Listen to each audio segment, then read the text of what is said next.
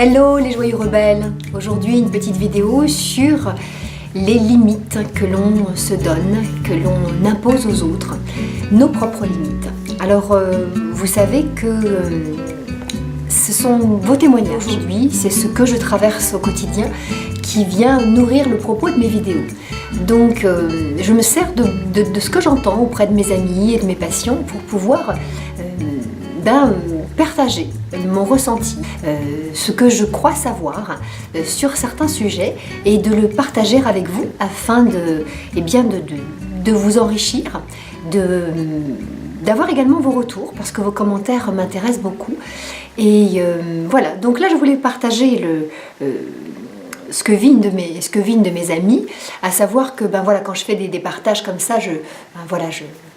ne cherchez pas à savoir si c'est de vous dont je parle ou quoi que ce soit, parce que je transforme les situations, je transforme les âges, je transforme les sujets. Donc j'ai une amie qui est venue me voir l'autre jour et qui me disait mais voilà, j'ai encore une cystite.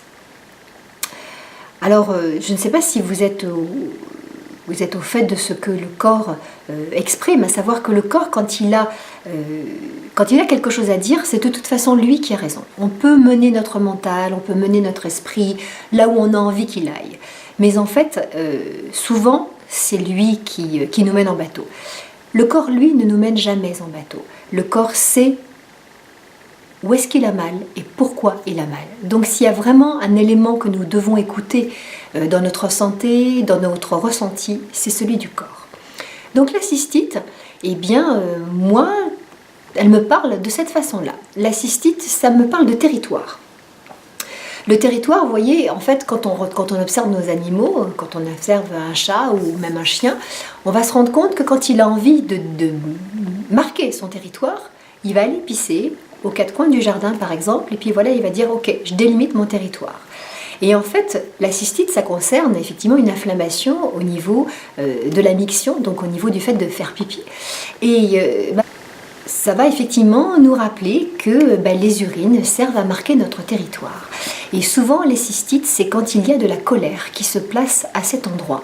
Et quand peut-être que nous sommes allés trop loin dans l'acceptation de certaines choses qui concernaient notre territoire, le fait d'avoir laissé l'autre envahir un espace et donc poser nos limites, et que finalement nous ne l'avons pas fait, et que il y a une colère, un ressentiment vis-à-vis de ça, et le corps l'exprime.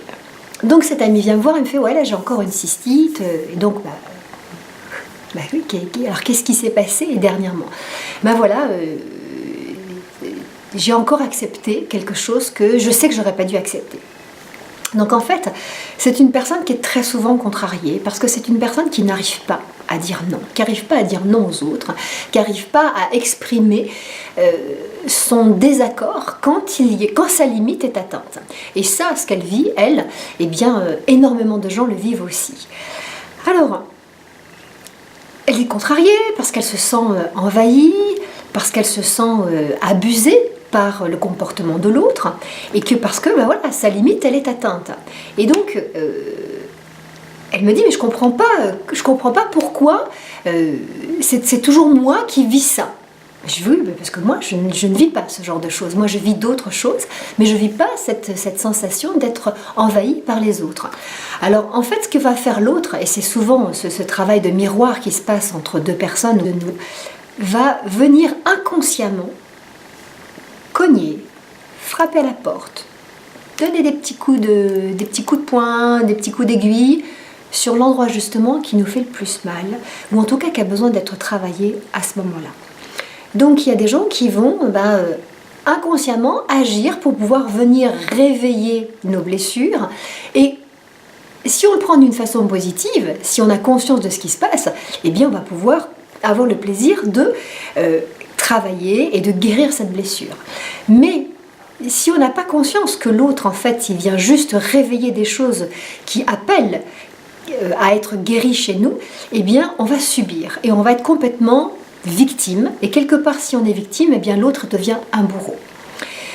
Donc, si on veut sortir de ce schéma-là, ce qu'il faut absolument, c'est de rester dans cette conscience que l'autre n'est pas un bourreau et que nous ne sommes pas une victime, et qu'en fait l'autre vient juste nous rappeler les choses que nous avons à travailler. Donc pour le cas de cette personne, eh bien voilà, le travail, c'est de se positionner, c'est de dire sa limite, dire quand est-ce que c'est trop, et d'arriver à le faire. Donc je lui explique ça, et elle me dit, oui, mais quand même, l'autre, il pourrait comprendre que ça se fait pas. Alors bien entendu, si l'autre pouvait comprendre que ça se fait pas, ça nous éviterait d'aller faire ce travail-là. Mais le jeu de la vie, c'est pas toujours aussi simple. En fait, non. L'autre, il sait pas. Parce que s'il voit que tu ouvres la porte et que jamais tu ne dis non, l'autre, il va continuer, puisque tu ne dis pas non. Comment peut-il imaginer que de toute façon, ce qu'il fait te dérange, ne te convient pas, te blesse, voilà, touche à tes limites. Il ne peut pas le savoir tant que tu ne lui dis pas. On n'est pas là pour pouvoir deviner ce que l'autre vit. Si l'autre n'est pas en mesure de pouvoir le dire, eh bien, quelque part, tant pis pour lui. Donc, ouais, mais ça se fait pas, elle devrait pas m'imposer d'autres choses, il devrait pas m'imposer, il devrait pas, ouais, il devrait pas, oui, mais dis-le. Ah non, quand même, pourquoi tu le dis pas? Parce que j'ai peur de blesser, j'ai peur de décevoir, voilà, quand même, j'ai fait, ah oui, alors qu'est-ce que tu fais? J'arrête pas d'y penser, et puis je préfère me taire, et ouais. Et tu préfères te taire, et qu'est-ce qui se passe après à l'intérieur de toi? Tu sens quand même qu'il y a quand même malgré tout une colère, une frustration, un énervement qui est là, et puis il y a un énervement contre la personne. Tu aurais bien voulu qu'elle comprenne, mais finalement elle n'a pas compris, mais pourquoi? Parce que tu n'as tout simplement pas dit. Donc toi tu t'énerves à l'intérieur, et puis tu es énervé contre toi, parce que tu te dis mince, mais pourquoi je ne l'ai pas dit, pourquoi je supporte ça? Ouais. Donc tu ne te sens pas respecté, et t'encaisses, et à un moment donné, à force d'encaisser, comme tu as atteint ta limite, qu'est-ce qui se passe? T'exploses. Et tout d'un coup, l'autre se retrouve en face de lui avec quelqu'un qui est déchaîné, qui tout d'un coup se met en colère. Et c'est l'incompréhension totale. Mais pourquoi tu te mets en colère comme ça? Je ne comprends pas. Mais en fait, c'est parce que tu as trop accumulé. C'est pour ça que tu te mets en colère. Tu as trop trouvé d'excuses pour l'attitude de l'autre, sans pouvoir te positionner. Et c'est ça qui te met en colère. Et à un moment donné, tu pètes un câble. Alors ce que je l'ai invité à faire, c'est déjà d'écouter ce qui se passe au niveau de son corps. C'est vrai, comme je vous le disais au début de cette vidéo, le corps de toute façon, il a toujours raison. Quand il a mal quelque part, quand il y a une tension quelque part, c'est qu'il a envie de dire. Voilà, il a envie de poser un message et de dire attention, je te montre qu'il y a quelque chose que tu n'entends pas sur un autre plan, je te le montre. S'il te plaît, écoute. Parce que quand ça arrive sur le corps, c'est qu'on a déjà dépassé certains stades qu'il aurait mieux fallu ne pas dépasser. Alors donc je lui dis, écoute déjà ton corps. Qu'est-ce qu'il te dit là? Est-ce que tu as une tension? Quand l'autre il agit comme ça, est-ce que tu as une tension? Comment tu te sens dans ton estomac? Est-ce que tu as des tensions au niveau de la colonne vertébrale, sur les muscles, entre les omoplates? Là, vous savez, vous connaissez bien ce point-là, c'est un point bien engorgé. Oui, effectivement, je sens ça. Le corps déjà il t'a dit, ok, il y a quelque chose qui est en train de se jouer et qui ne va pas être juste. Qu'est-ce qui t'empêche de dire non?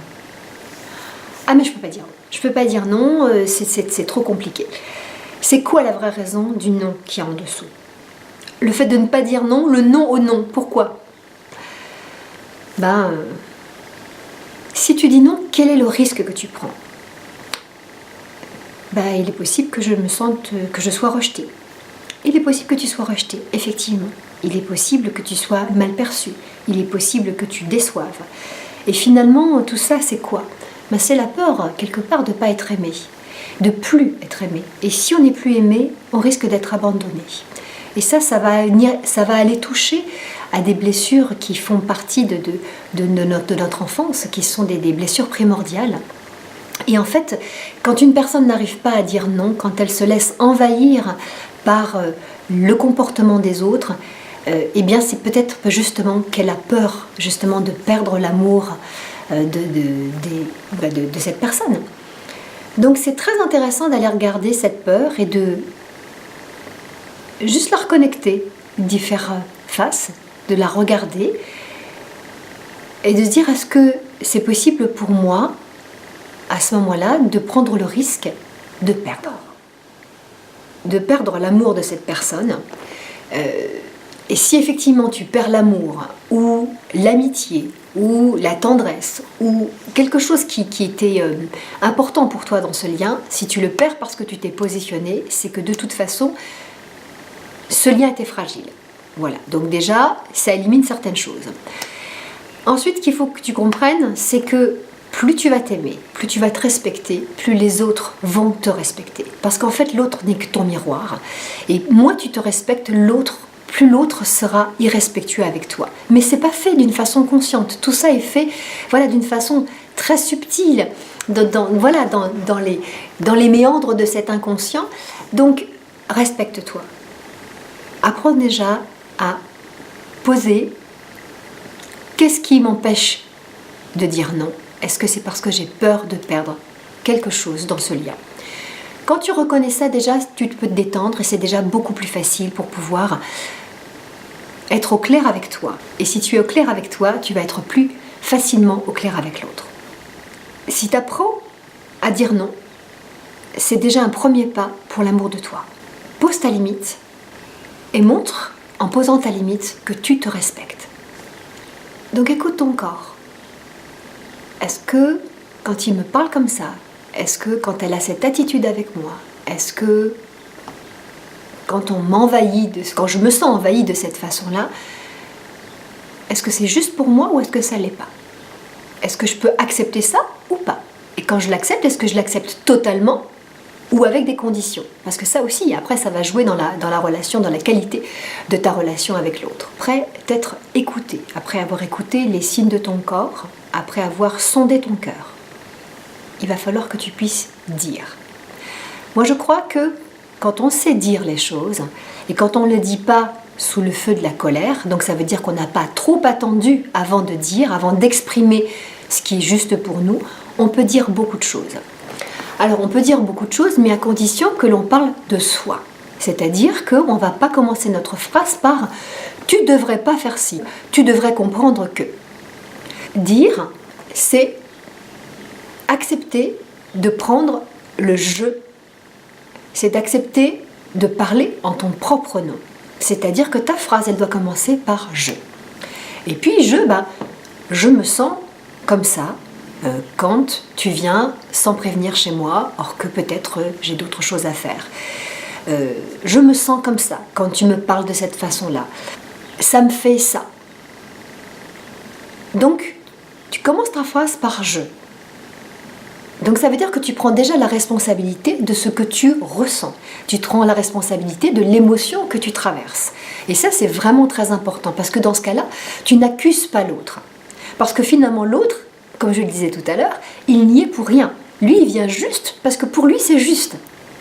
C'est pour toi que ça ne l'est pas. Donc, prends acte de commencer ta phrase par un « je ».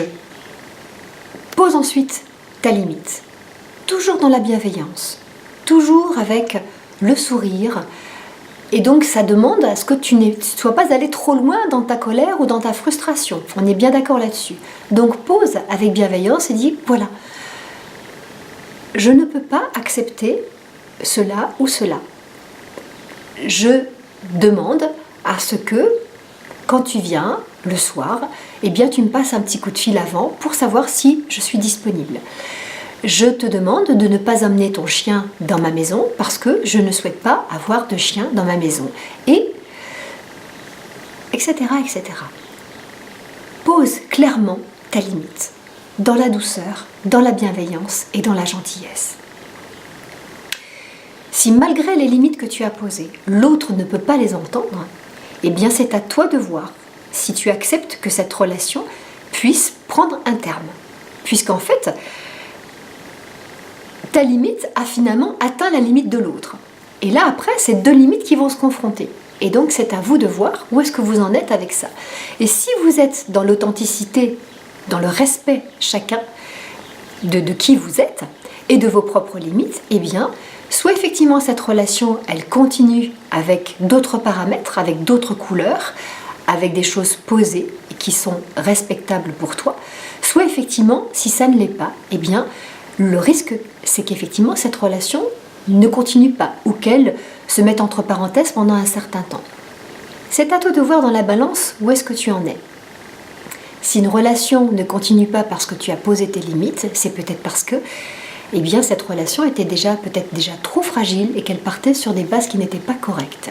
C'est à toi de voir. Quand tu prends le risque d'être authentique, de dire ta vérité, automatiquement, tu vas engendrer autour de toi des relations authentiques, des relations qui seront plus profondes, des relations qui seront plus vivantes, plus vivifiantes, qui seront plus vraies. Et est-ce que c'est bien de ça dont on parle ? Est-ce que c'est pas de ça dont on a tous envie d'avoir des relations, pas des relations multiples, 100 000 copains, ça veut rien dire, mais des relations avec des gens avec qui on puisse être authentique, avec qui on puisse être transparent, avec qui on puisse nous montrer sous le jour de qui nous sommes réellement. Et je pense que si chacun de nous avait cette capacité à dire qui il est, dans la gentillesse, à dire son authenticité, sa vérité, à se positionner clairement, à donner ses limites, eh bien je pense qu'il y a beaucoup de choses qui changeraient dans toutes ces relations humaines et que si nous avions le temps en tant que parents de proposer ça et de faire ressentir ce respect de soi à nos enfants, eh bien je pense que dans quelques années, quand ces enfants seront grands, eh bien ils nous permettront de pouvoir vivre dans un monde qui serait beaucoup plus respectueux et beaucoup plus doux. Et voilà pour mon partage aujourd'hui sur les limites. Et j'attends vos commentaires avec grand plaisir. Et je me permets de vous rappeler que si vous avez, vous, des situations que vous vivez, voilà, eh bien je vous propose de m'en parler. Et ça peut faire également le thème d'une vidéo à partager, à savoir que ben, voilà, si vous le vivez, des tonnes d'autres personnes le vivent aussi. Et ben voilà, donc mon travail se retrouve sur lecoeurdesoi.fr si vous avez envie de me suivre, donc auprès de différents stages et séjours sur les relations de couple, sur la nutrition, etc. Ben voilà, vous pouvez découvrir tout ça sur mon site. Et bien écoutez, je vous en remercie par avance. Je vous invite à mettre un petit pouce bleu sur cette vidéo, à partager mon travail et à vous inviter à rester le plus possible authentique, à vous dire dans vos limites, dans votre vérité et à profiter de la vie avec tout ce qu'elle a de plus beau à nous offrir. Je vous embrasse et à tout bientôt. Bye bye les joyeux rebelles.